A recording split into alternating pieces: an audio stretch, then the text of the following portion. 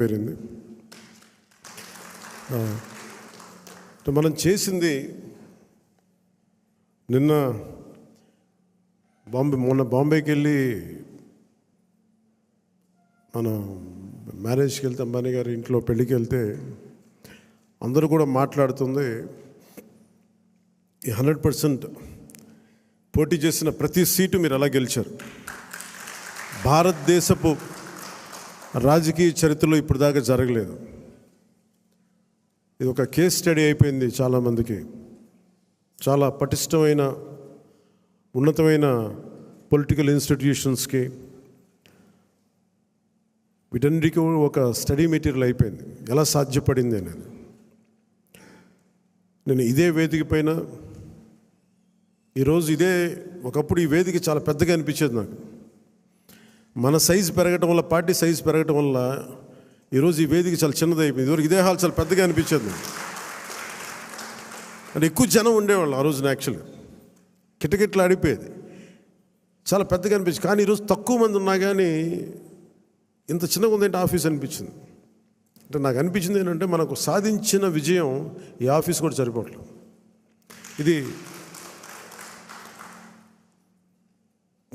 ప్రత్యేకంగా మనం సాధించిన విజయం చాలా గొప్ప విజయం. అది ఇదే మనం దెబ్బతిన్న మన పరాజయం కానీ, మనం తిన్న దెబ్బలు కానీ ఇంకెవరన్నా తగిలిండుంటే కనీసం ఒక పక్షం రోజులు కూడా నడిపేవారా అని అనిపిస్తుంది.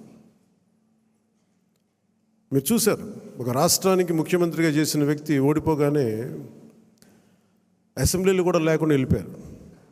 ఓటమి అంత భయపడుతుంది మనిషిని. అలాంటిది మనకి ఎంత జనబలం ఉండి ఒక్క సీటు కూడా గెలుచుకోలేని పరిస్థితుల్లో ఏదో ఒకటి వస్తే ఆ వ్యక్తిని వాళ్ళు తీసుకెళ్ళిపోయి అలాంటి పార్టీకి 100% మనం స్ట్రైకింగ్ రేట్తో కొట్టడం చాలా చాలా అద్భుతమైన విషయం. 21 ఒకలా చూస్తే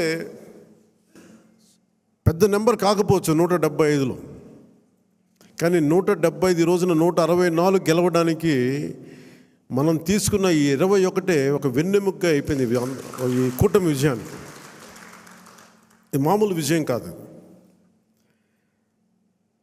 ఇది బయట మనం సభల్లో ఎక్కువ మనం ఊదరగొట్టుకోలేం, కానీ ఒకసారి మనం సాధించిన విజయం కూడా చెప్పడం చాలా అవసరం.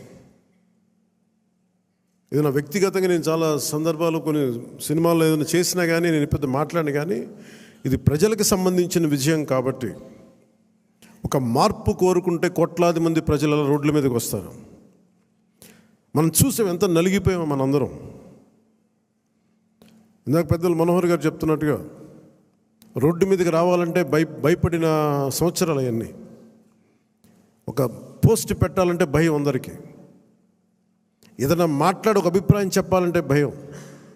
పచ్చి బూతులు తిట్టేయడం, ఇంట్లో చిన్నపిల్లల్ని పెద్దని చూడకుండా భయపెట్టేయడం, క్యారెక్టర్ అసాసినేషన్ కేసులు, సాక్షాత్తు ఒక పార్లమెంట్ సభ్యుడిని బంధించి మరీ తీసుకొచ్చి ఉన్నతాధికారుల చేత ఈ గుంటూరు ఈ సిఐడిదే ఆఫీస్లో ఆయన మీద పాశవికంగా ఆయన కొట్టించిన తీరు,